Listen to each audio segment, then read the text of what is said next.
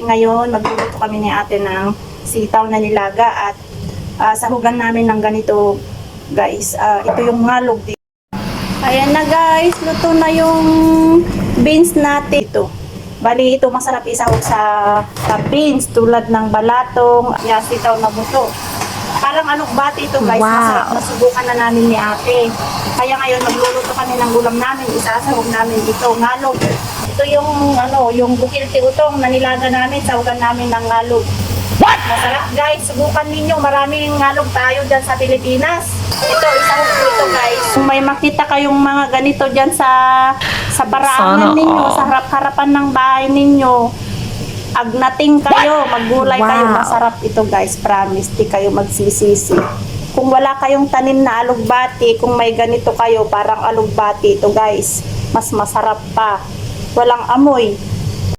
Ito na mga mare, magluluto na tayo. Magluluto kami ngayon ng ginisang sitaw. At yan yung isasahog natin na ulo ng hipon guys. Binili dati ni ate ito.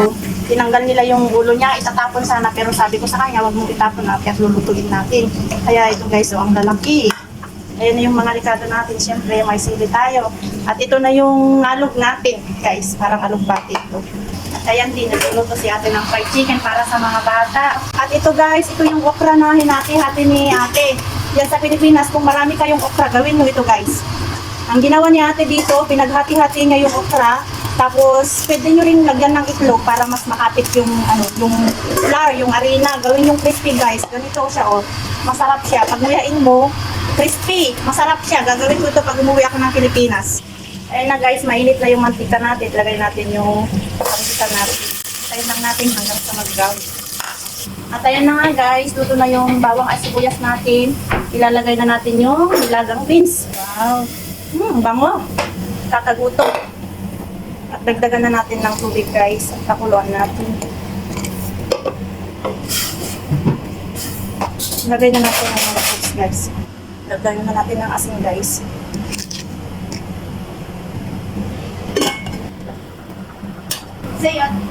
At dahil kumulo na guys, ilalagay na natin yung hipon natin. Antayin lang natin saglit hanggang sa maluto siya. Oh my God! Guys, tikman natin. Delikado na naman yung high blood ni ate dito. May gamot daw siya guys. Sabihin natin hindi siya kakain ng gulo ng hipon, yung gulay at sabaw lang. Ayan guys, luto na yung hipon natin. Oh, sarap. Na ni ate yung yung alog natin. Yeah.